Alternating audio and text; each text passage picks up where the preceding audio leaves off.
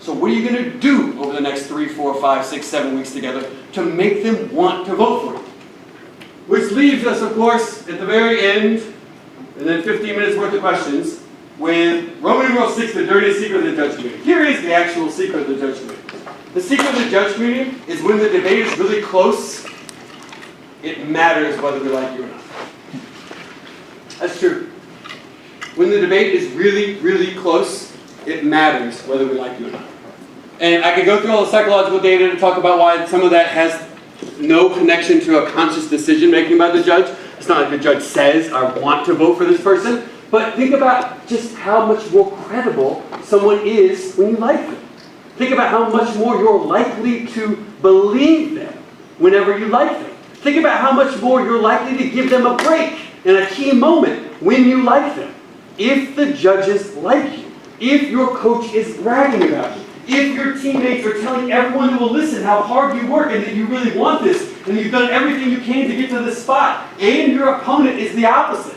The jerk who, to beat my team in the semis, was a total jerk before the debate, during the debate, and after the debate. The jerk who took an assistant coach on our team and screamed at them for a half hour and nearly put them in tears before or after a debate that took place earlier in the prelims. The jerk who, by all accounts, clips cards. When it's a close debate, the dirtiest secret of the judge community is it matters. People win and people lose based on if the judge's perception of your ethos is a negative or positive connotation. Everybody feeling that? Okay, let's do questions. We got 15 minutes and then we turn it over to a break. What do we got? Yeah. On point number 7, you said judge versus debaters. You said impacting out dropped arguments. Yeah. What is, like, let's say, just like on a politics dissent, making the most of a dropped link turn? What is the number one thing you'd like to see, like in terms of like analysis on an argument like that? Let me ask you the reverse. What would you do if you were nagged and you accidentally dropped the link turn? That'd be tough. Right, somebody said something really loud. Say it again. Sure. Okay, so this is a classic example of what would go down in the debate. The block will have the 1 and R take politics, and the 1 and R will either miss a link turn because they were staring at the speech doc and like just missed it, or they'll have it on the bottom, forget to flip their page. The 1A will be like, boom, we gotta drop the link turn, we're good to go. And without thinking through the implication that the link turn will only matter if they win the uniqueness debate, they will stand up on politics, start at the bottom, show the big drop that's there, and then quickly move through the rest of it thinking it's game over and they won politics. When the neg's going to stand up and say like, yeah, we made a mistake. However, we still win the uniqueness debate. After the debate's over with, I can't tell you how many times I've seen that go down, where the app team will flip out and be like, but they dropped the link turn. Or, I'll give you another example. What if the neg just stood up and said, yeah, we dropped 1 link turn, but we had 6 links in the block, and the 1 R didn't answer any 6 of those? So here's why those 6 links are a greater direction than what we dropped as the link turn. Yes, we dropped winner's link. However, we won 6 different link arguments. An agenda argument, it just kind of goes through all of them. If the app doesn't beat those other 6, then I can't tell you how many times the judge after a round is going to like, I just thought the neg won the links, and the app is like, what do you mean they dropped the link turn? Like, well, on balance, you didn't win that link turn outweighed the other links. Do I follow that? That's an example of how that assessment has to go down. Yep. Nick, and then we'll go for it. Nick. If the other team is the one that's reading 20 cards and not explaining them, and you have a few well-explained arguments, how do you use your ethos to deter the judge from reading their 20 cards and extracting those ones after the round? Good. 3 things. Number 1, nonverbal communication is a huge component of debate that we don't teach you all very well. You need a nonverbal connection with the judge when that's happening. So something on the order of 90 to 93% of all communication is nonverbal. If you believe that, if that's true, then you've got to have eye contact with the judge at the moment that they're totally unclear, just spewing down. You need to look up, look at the judge, and the more unclear they are, you need to non-verbally communicate. You don't understand what they're being like. Look at your partner, like, what's going on? Does anybody know what's happening right now? If the judge doesn't have the guts to yell clear, then they know, looking at you non-verbally, you're going to hold them accountable to what they have and don't have. Number 2, you want to be the one to say out loud, what should debate incentivize? The best debaters stand up and say, the 2NC was a slew of cards that appear to be the same quote from the AP, highlighted in different ways, read in different newspapers. My 1AR is not going to have time to wade through all of that, so let's just make sure we're all on the same page. This is not what's good about debates. What's good about debate is when you can answer all 20 of those cards with 2 or 3 really strong arguments. That's what I'm about to do right now. So let's say out loud what's good for debate and make sure the judge hears you say that's not good for debate. And the third thing you can do is you can just be really brash about taking the Pepsi challenge, which is our classic debate argument. Like, stack it up, that's fun. Take all 20 cards. They wasted 3 minutes reading. We're comfortable with this. Copy and paste them into a Word document, read them straight through, and then ask yourself, did any of those 20 cards answer the following 2 arguments? Boom, boom. We don't think so, and we're willing to stake the debate up. Right? Amplify the role of your argument relative to what they have in that particular situation. That's what I would do. Who else? Yeah. So when factoring in what's going on in the judge's head, what should we do differently in, for example, a double round or a final round to go with the ethos? So the question is, assuming your judge is actually tired in the final round, what should you do differently? The first thing I would say is that from having judged the final round a lot, strategies that rely on run and gun, on either the affirmative or negative, where essentially they're just going to stack up a level of extinction impacts and hope that either one slides through or that you'll win that one controls all the rest, is a very dangerous strategy for a final round. You would be way better off in the final round narrowing the focus of the debate to something you have a huge strategic advantage on. So I'll give you an example. If you had 3 add-ons in the 2AC, and in the final round in the 2AR, you're choosing what kind of 2AR am I going to give? A 2AR that focuses to one and does the impact calc to explain why that one actually outweighs everything else in the debate or turns everything else in the debate, doing it the right way, is way more effective than trying to extend all 3 and hoping the judges figure it out. Tired people don't make connections. You follow that? The ability to make a connection between one part of the flow and another part of the flow rests on an analytic complexity that is totally worn out when you're tired. Right? It's the reason why trying to write a research paper when you're tired is not very easy. And the same reason is true for judging. Trying to make connections in the debate is not easy. So collapsing and making those connections. Now, the danger of that is, of course, you have to be right. Because in narrowing your focus, the other team has the right to also narrow or reconcile what you've narrowed. But hopefully in the final round, you're comfortable doing it. Now, as Callum always says, if it increases the chances that you'll win the debate, say the thing. So if you got nothing else, and if you're not actually with a winning strategy in the final round that you can collapse down to, then do what you got to do. Go for what you got to go for. Yeah.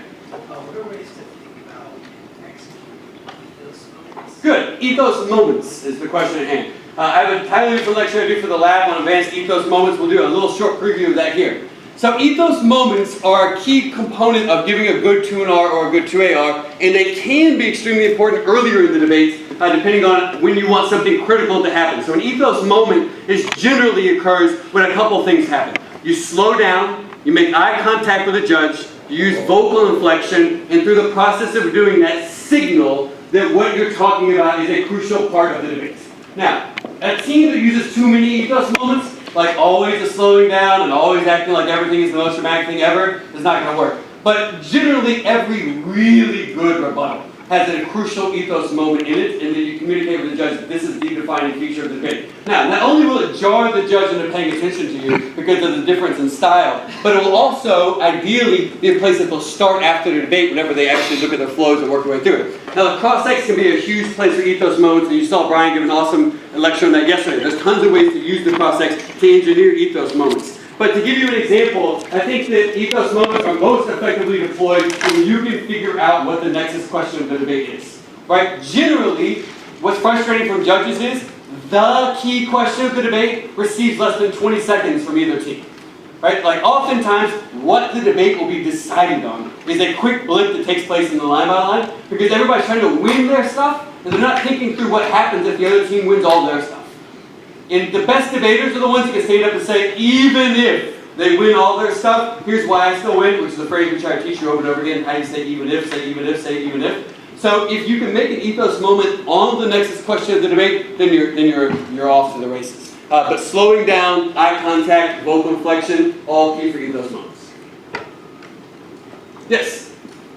We have a problem with novice retention on our circuit, but also because of the size of the circuit, we have to hit novices a lot. And I was wondering if you had any ideas or conventions about what we could do to make novices feel respected and also comfortable and not terrified and, like, Right. generally welcome.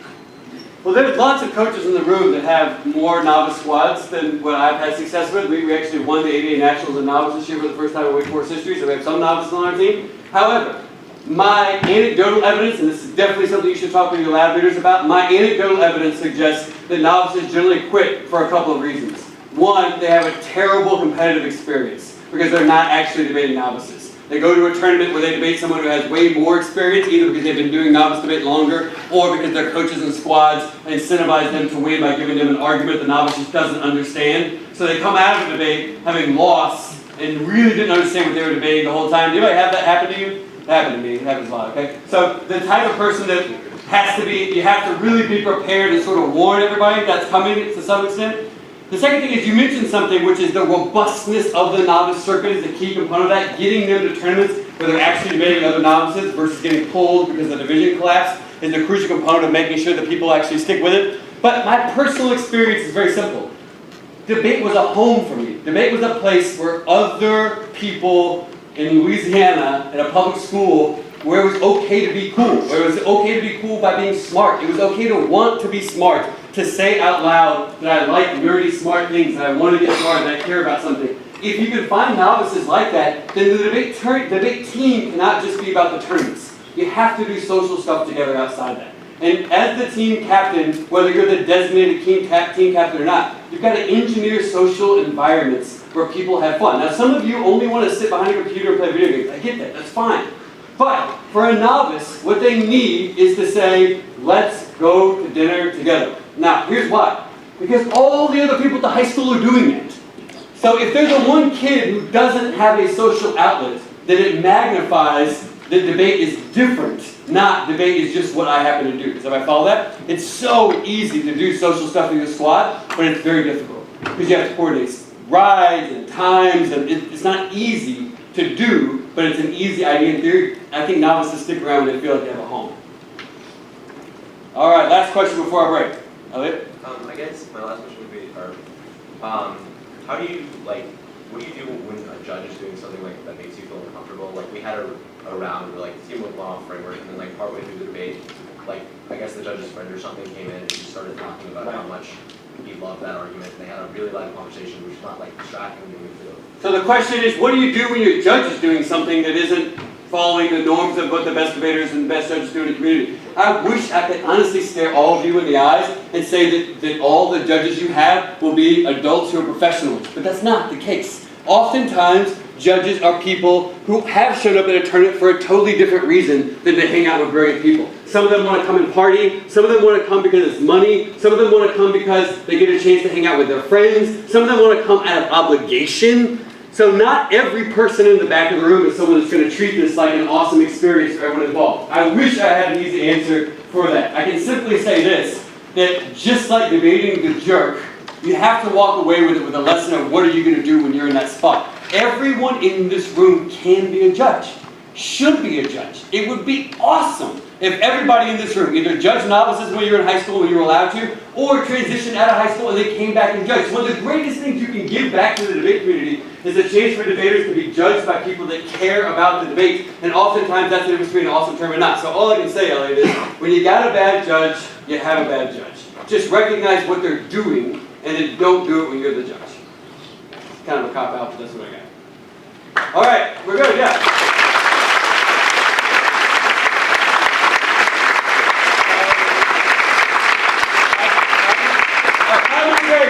Come back so we can do ocean. 5 minutes.